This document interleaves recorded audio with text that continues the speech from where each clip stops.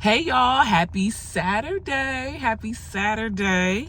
I just wanted to come on here and touch base because I was like, yesterday was a busy day. We celebrated my niece who had her senior night and it was beautiful, and there was lots of lovely people who love her, and we got to celebrate her as she gets ready for this milestone. So shout out to you, Ebu. But yeah, I wanted to come on here and just touch base. I was like, oh, I need to record, and then I gotta edit and stuff. And I was like, it's been a lot happening and I don't want to prolong. And I said to myself, and myself said, Mr. Brown, I'm gonna do a car chronicle. And so that's what I'm gonna do. So I'm touching base because I want to thank everyone for following up on my questions on social media and answering them. I really appreciate it. We're gonna look to get more, participation, but I have seen growth in some other areas too. So this year is all about just continuing to do and be consistent, habitually consistent with the things that I have been led to do and moved to do and given the opportunity to do. So I'm super excited to just see what this year is going to bring. And I just want to go back to these videos have been great for me to go back and look on, because the content is so important. Not because I'm saying it, but because more and more people come up and say, you're needed, please continue to speak. And sometimes it does get a little like, whew. But after this video and after just being around young people, this past video, and being around young people and just those that love them, church, not in church, in the community, I'm realizing they really do need us, and they need us to be compassionate. They need us to have kind hearts towards them. Yes, even when they're irritating, even when they're disrespectful and rude. Not that you have to deal with it and that you allow them to do that, but in love, you can correct them. This week I was dealing with a young person and he was like, yeah, girl, this boy ain't nothing but 14, 15, okay? And I said, don't call me girl. I said, because I'm not your girl. I said, just be respectful. And he's, I'm sorry, that's just how I talk to girls. I know that's how y'all talk to girls, but not me, because I'm not your girl. And he smiles every time he sees me. And we just have a nice little hi and bye communication. And I realized that those are the small moments from the last video that I was talking about, when we take time to plant a seed. Because you don't know, as he grows older, if that moment will remind him, let me be respectful when I'm talking to anybody, but especially young ladies, right? And that's almost like a lost art sometimes, especially in society today, just the way that social media and entertainment shows you how you pick ladies up or how you shoot your shot or whatever. And we all live and learn and we grow and stuff, but it's all about just planting seeds and especially giving them information so that they can know, whether I do it this way or whether I do it that way, I know I can always be respectful, So that's like an instance of just a moment. And I wasn't rude to him. I was tired as all get out. I said, nuh-uh, we not doing that. But I loved on him and I made him chuckle. Even to more incidents that are closer to you, right? Your family members, when you like, I don't get why it's like this. I don't understand why they don't respond when I ask them questions. And I'm talking about young people still, right? I don't get it. And it's like, just be consistent. Even if they don't say anything, one thing that they will respect and that they honor, because they look for people to be consistent, they want consistency, is when you just show up. So whether it's, oh, you having a rough day, well, I hope you have a good time wherever you're at, or hope you've had a great week. Just be consistent with them. They need it, because that relationship that you're building with the young person, it makes all the difference in the world to how they are going to come to you in moments of crisis, in moments of need. And that's why in the clip that I did this week, I said we can't wait for catastrophes. We look for, oh my God, they hurt somebody physically. They attempted to kill someone. They did kill someone. Oh my God, they had a baby. Oh my God, they're sleeping around. Oh my God, they're doing drugs. Like, we work ourselves up instead of thinking, where are little moments where I may have seen something and I could have checked in?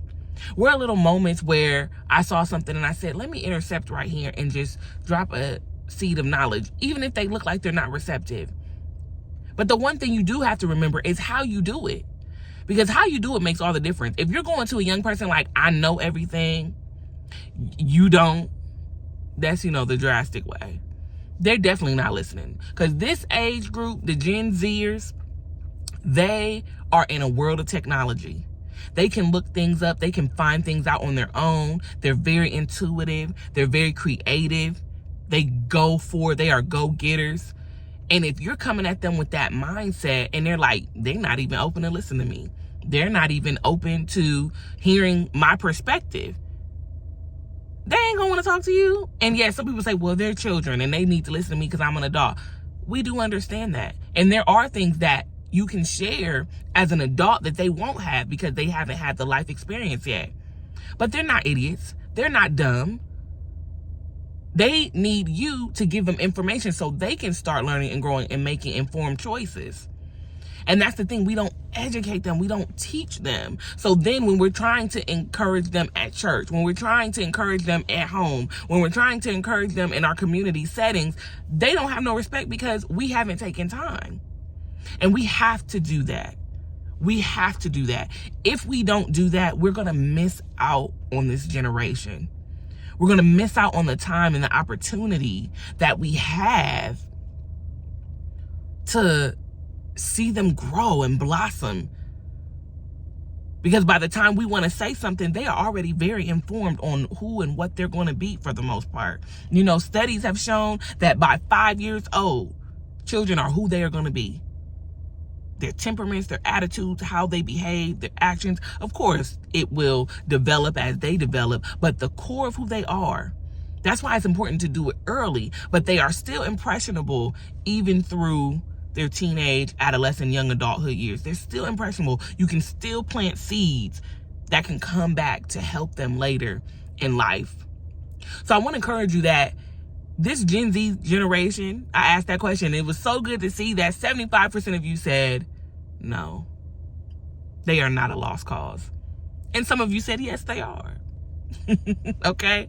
Some of you say, yes, they are. And why am I chuckling? Because one person in particular, and they know exactly who they are if they watch this, they were like, yes, they are. Because, yes, sometimes young people are out of control. As some people would say, they bad. Right? Some people would say some other colorful things about them. But we love them. They are our children. They are our sons, daughters, nieces, nephews, godchildren, mentees, our babies, our students. And it is our responsibility to make sure that we are providing them with the best information so that they can go out and be productive citizens in the world. And then if you're talking about church, it's our responsibility to make sure that we give them information so that they can honor Christ, so that they can serve him, so that they can be a light to the world for him.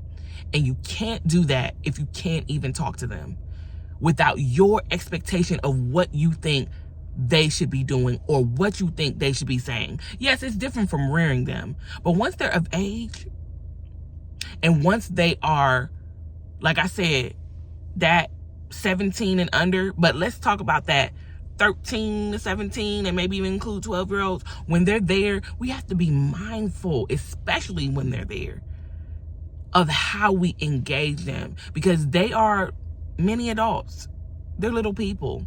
They're looking at you. They're looking at me. They're like, what? And we want to leave good impressions. We want to make sure that they know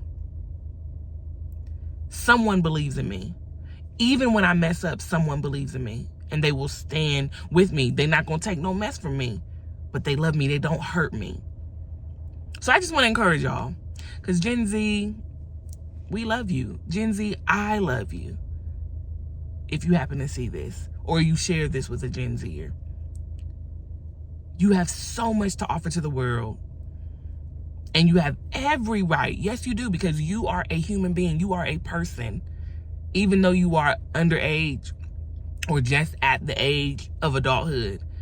And what you say, what you do, it does matter. And I just want to help. Those that love you want to help. And if you find those that don't love you and are disrespectful and do not appreciate the things you say and honor them, yeah, you can distance yourself. Because we would tell any adult to do that, any person to do that. And we have to start breaking cycles of you're the child and you should just do it. So yes, I'm talking on behalf of, because we have to do better by you all. And I'm going to do my part to help that happen. So I love y'all. And just because my sister shared this with me about a Gen Zer, it was a news clip of another Jasmine. And she was doing great in the world. And I'm just going to share that and let it end out with this.